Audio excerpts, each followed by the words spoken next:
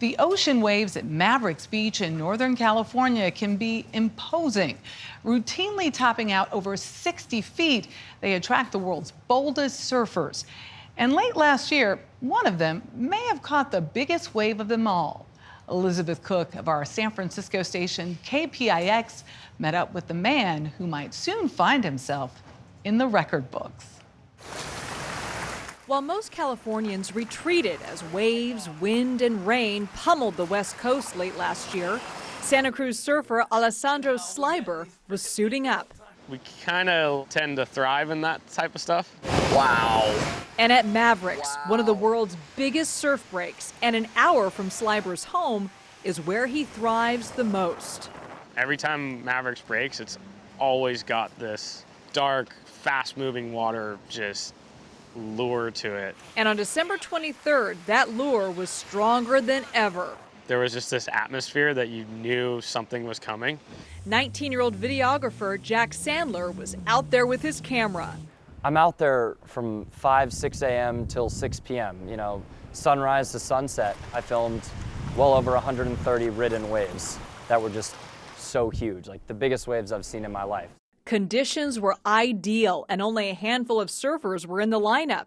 Local surf stars Slebir and his surfing partner Luca Padua each caught dozens of monster waves. It was just walls of water. It looked like stacks of tsunamis, and it was nonstop for hours. But not every wave was conquered, and the pressure was palpable. When a surfer falls, everyone in the channel points to where they fell, and that's exactly where the driver should be driving, right behind the wave where they're surfing. There was no room for error. No uncertainty. And I think those waves require that, and a day like that, you had to have that. And then there it was, the biggest wave of the day, and Slebir was in a position to surf it. What was that first moment like? I've never gone that fast on a surfboard. I could feel the water being sucked back up behind me, and it essentially felt like I was moving backwards as I was moving forwards because of the speed of the water coming back up the face. But it wasn't until the end of the day did it all sink in. So when we got the photos sent to us that night, we were kind of a little bit shocked, like, oh wow, it was really big. Like, definitely the biggest we had ever surfed it. A surf photographer estimated his biggest wave was over 100 feet, which, if confirmed, could set a new Guinness World Record. I mean, I had 1,300 missed text messages, 300 missed phone calls, and I thought about throwing my phone right in the ocean. But despite the buzz, it wasn't the world record that was on his mind. Rather, when was their next chance to surf?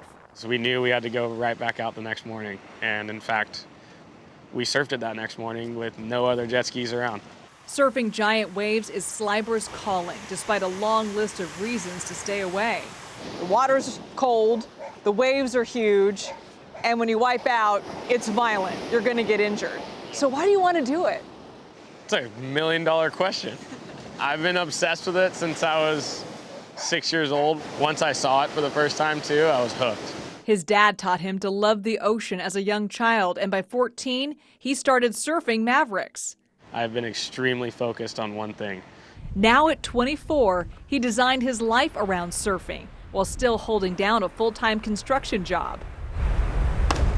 And I think that always surprises people, It's not the beach bungalow surfer living on the beach and just going surfing. It's work hard and work for it and prepare yourself. For him, that decade of discipline was well worth it, but not in the way you would expect.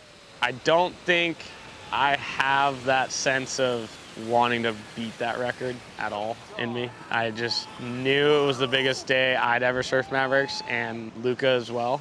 Sounds like it's really the magic of that day that you got to spend with your friend, experiencing something that you guys have never experienced before, that's really the prize. That's the prize. There's nothing that'll beat that. And now we're just going to be chasing that dragon for a long time. For CBS Saturday Morning, Elizabeth Cook, Santa Cruz, California.